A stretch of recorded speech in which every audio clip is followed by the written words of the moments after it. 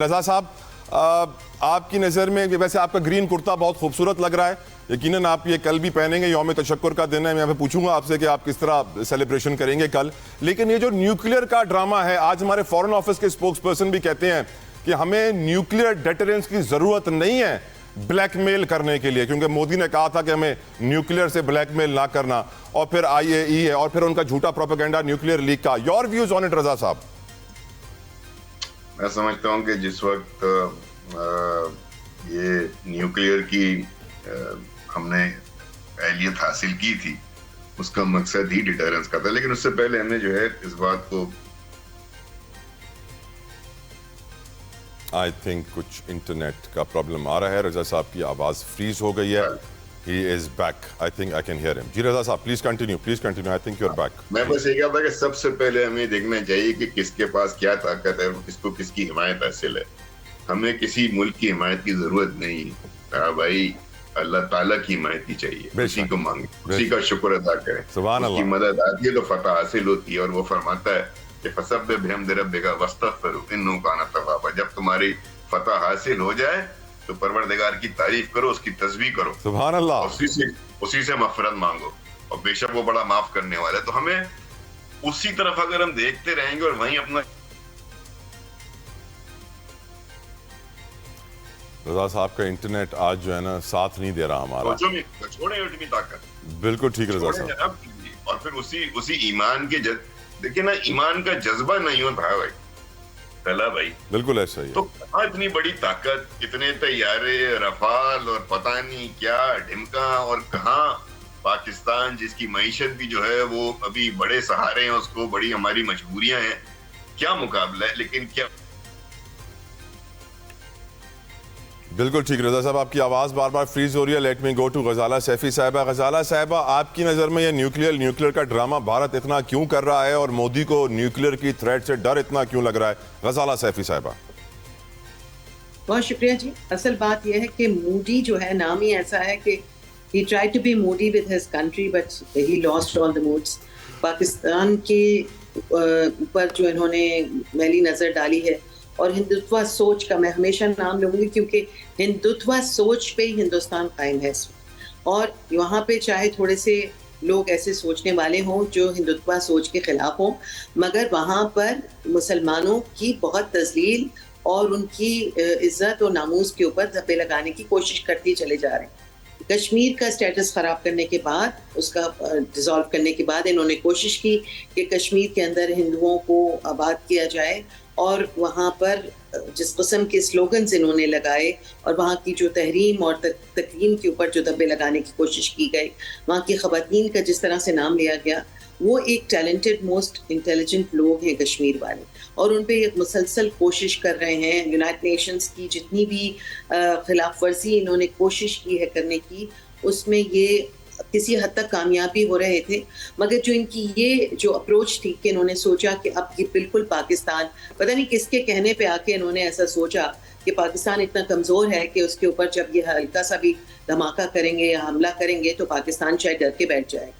ये उस कौम से वाबस्ता हैं पाकिस्तानी जो मरने से नहीं डरते।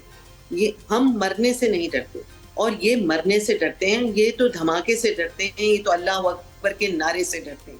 ये डरने वाली कौम है, और अब इनका क्योंकि भांडा फूट चुका है, दुनिया में इनकी बेइज्जती हो चुकी है और मुसलसल होती चली जा रही है। इंटरनेशनल मीडिया ने भी खुल के इनके खिलाफ बयान दे दिया है, BBC ने कह दिया, CNN ने कह दिया, पूरी जितनी भी दुनिया के मीडिया है उन्होंने इनके बारे में खुल के बता दिया कि ये झूठ का पैकर है। इनकी अपनी फौजी जो है वो कह रहे हैं इनके बारे में कि इन्होंने तमाम ये जो ड्रामा, पहलगाम का पूरा ड्रामा रचाया है, और ड्रामा आप उसमें भी देख लीजिए जो लोग मारे गए उनमें कितने मुसलमान थे, और आप ये भी देख लीजिए कि इसमें मुसलसल इनसे कहा गया कि भाई आप दीजिए एविडेंस दिए बगैर इन्होंने पहले तो पानी रोका, उसके बाद जिसकी जो एक इंतहाई जलील और घटिया हरकत है, और जो ये कर ही नहीं सकते।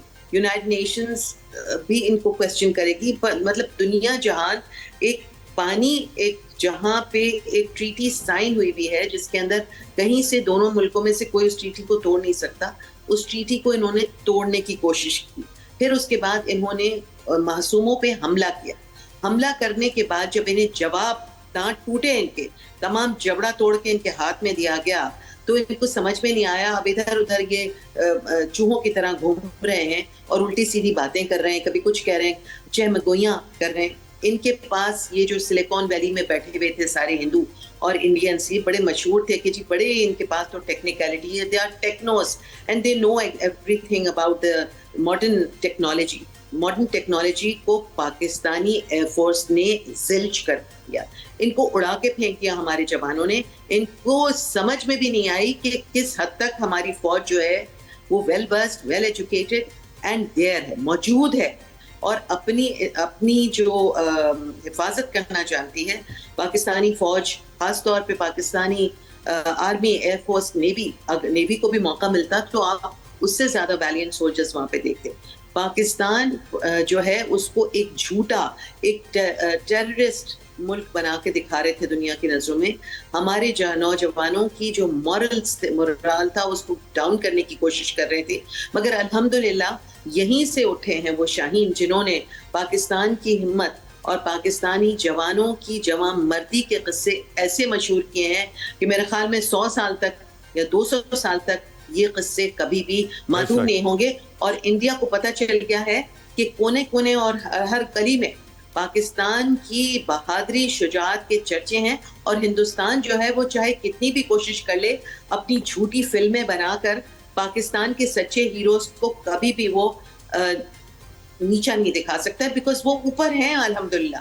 तू शाही है बसेरा कर पहाड़ों की चट्टान, नहीं तेरा नशीमन कसरे सुल्तानी के गुंबद पर. कोई शक नहीं, कोई शक नहीं. वेल सेड गजाला साहिबा. ब्रिगेडियर साहब, आप यौम तशक्कुर कैसे मना रहे हैं कल? मैं तो जिस दिन से ये इंसिडेंट क्राइसिस शुरू हुए थे और जिस दिन से पाकिस्तान एयरफोर्स ने जो कुछ किया था, मैं तो उस दिन से रोजाना हर नमाज के बाद यौम तशक्कुर मनाता हूँ, क्योंकि मैं एक बात का बड़ा फॉलोअर हूँ और मैं इस पर बिलीव करता हूँ कि जिस तरह से दो JF-17 थंडर और उसके पीछे एक JC-10 जो उनको इलेक्ट्रोमैग्नेटिक कवर दे रहा था, जिस तरह से वो स्नीक करके अंदर गए हैं, इन्फिल्ट्रेट हो, that was a suicidal mission. और जिस हाइट से वो नीचे आके उन्होंने S-400 की बैटरी को तबाह किया है, बरामोस की साइट को तबाह किया. आपको पता है आदमपुर जो है वो भारत का दूसरा बड़ा एयरपोर्ट है और उसके अंदर जो अंडरग्राउंड हैंगर्स बने हुए हैं वो एशिया में सबसे बड़े हैंगर्स हैं. और इसी तरह उधमपुर पे जो साइट्स लगी हुई है, जो S-400 का जो बैटरीज लगी हुई थी, वो इंडिया को एक पूरे का पूरा एयर डिफेंस कवर प्रोवाइड कर रही थी. तो उसको ब्रेक करके जाना और फिर पूरे के पूरे सिस्टम को डैमेज करना, फिर 74 जहाज़ों का आके 34 जहाज़ों के मुकाबले में 1 घंटे तक डॉग फाइट करना. तो हम जब फौज में थे तो हमें बहुत सारी बैटल्स थी दुनिया की, इवन इस्लामिक बैटल्स थी, जंगे हो, जंगे बदर, जंगे खंदक, या हजरत खालिद बिन वलीद के जो, या सुल्तान सलाउद्दीन अय्यूबी की जो टैक्टिक्स थी,